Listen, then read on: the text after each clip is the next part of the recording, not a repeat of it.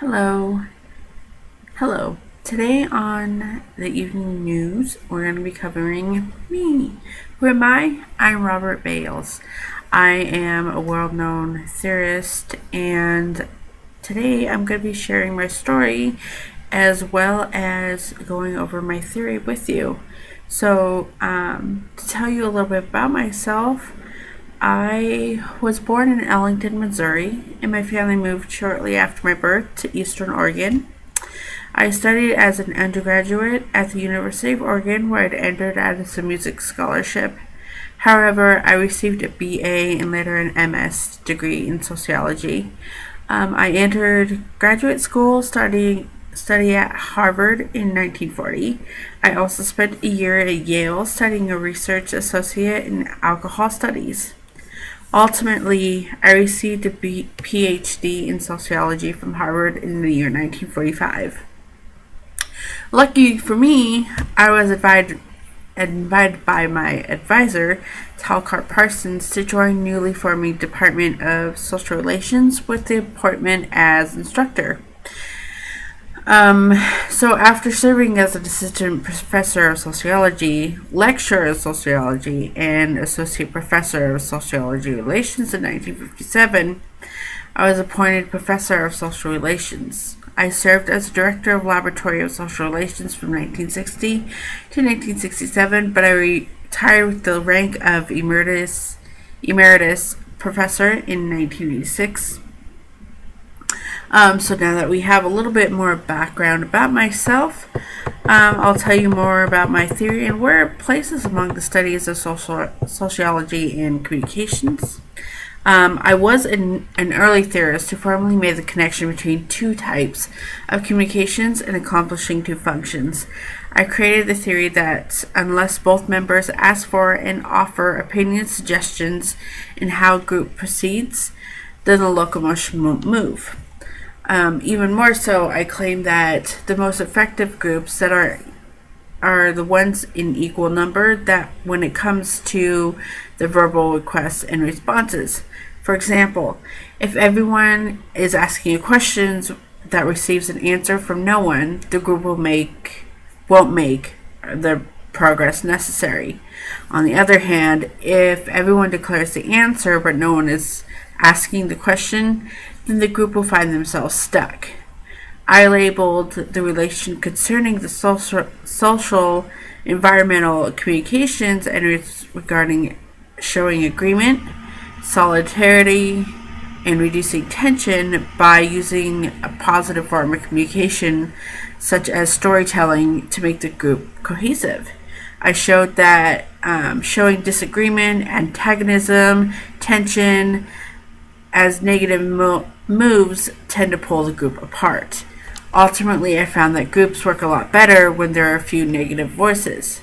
So, to put that into the basic concepts of the theory, my orientation was very much influenced by the concept of field theory, as developed by psychologist Mr. Kurt Lewin.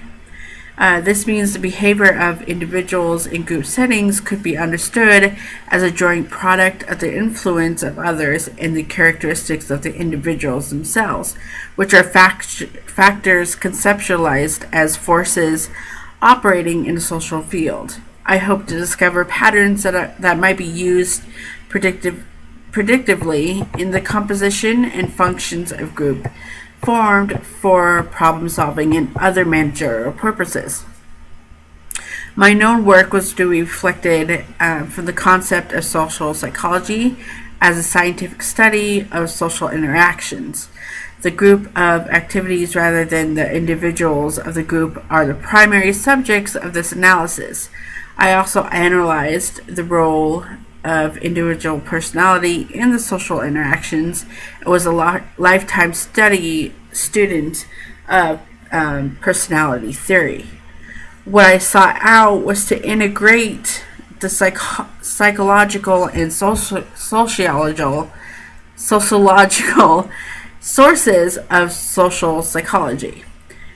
Two more basic concepts that were developed by myself as well as Talcott Parsons are expressiveness and instrumentality. And that's defined as the coordination and adaptation of the system needs with the outside world. This is a goal and a general insensitivity to response others have to a person's behavior.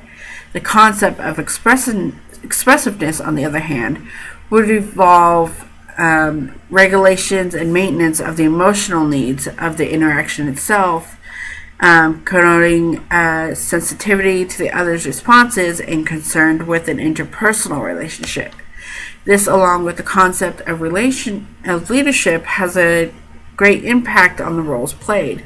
For example, when it comes to families, both Parsons and I argue that instrumental leader is needed as much as an expressive one for the family to function. In 1958 or 55, the sociologist published a book entitled Family Socialization and Interaction Project. The book provided a functionalist explanation for the existence of the nuclear family and the gender roles that are in them. We describe the roles of women and men to support the individual family. The nuclear family, with its gender-based roles, functions to support economy as well as society.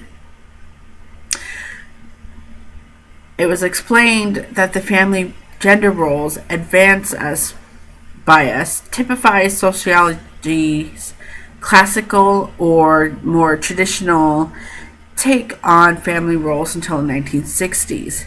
In the traditional roles divisions, women and men's roles differed greatly. Men were seen as the moneymakers and chose a profession, while women were the caregivers, which were characterized by emotional, physical, and maintenance work. They state that the father role is instrumentality is marked as high, while the women's role of caregiving is low. And then the son's role, which is low on power or instrumentality, is marked as high in the concerns of expressiveness, which is taking care of the internal affairs of the systems or the components of the family. It's the instrumental function concerns relations of the system to the situation outside of the system. Beginning in the 1960s, however, contemporary sociology, strongly influenced by the feminist and civil rights movements, has argued that family gender roles are converging and changing to accommodate those shared responsibility of the employment, education, and parenting. So, to make this easier for everyone to understand, we can use the example of if you were in a group project for work. If you were in a team project and you were working with your co-workers, the job of the team is to decide, execute, and write a report that summarizes and evaluates the project. If your group members keep withholding information from one another, they will not be able to communicate very well and will have little idea of what each person can contribute. Even more so, if they fail to share their opinion, they will not evaluate ideas very much, and the group may end up doing a terrible job. If the group happens to give very few suggestions regarding the project, the group has problems of control, with no one wanting to take leadership and everyone wanting to tell everyone else what to do. If the members of the project, however, are too much and they agree too much, then the ideas that they will have will be tested, and the decisions would therefore be poorly made. At the same time, if the members of the group disagree too much, there will be too much conflict and there won't be any decisions made that are needed. Moreover, if the group members concern themselves only with the task issue and not an interpersonal one, tension can begin to build. This will create a poor interpersonal atmosphere in a very unproductive group. So it's not more or less aligned to the positive reinforcement, except this isn't just rewarding good behavior like you would when training a dog.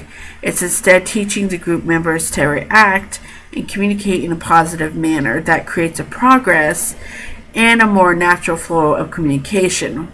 What it boils down to is equalizing input so that all members feel like an atmosphere is created that will allow them to keep communication without the tension building.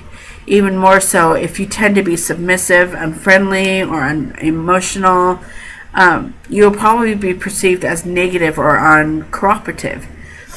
Since these factors are variables, you can score high, medium, or low in any of them. This will create a blended compositions of characteristics rather than an absolute character type. When all the group members' behaviors types are plotted on the graph, their relationship and networks can be seen. The larger the group, the greater the tendency for the subgroups of individuals with the similar characteristics and values develop. So that pretty much covers the basics of the concepts as well as the main focus of the theory. That's all the time we have for today. Thank you for joining me. If you're still here, then thank you. Join us next time when we talk to Mr. Parsons himself and get his take on his theory. So, until next time, take care. Bye-bye.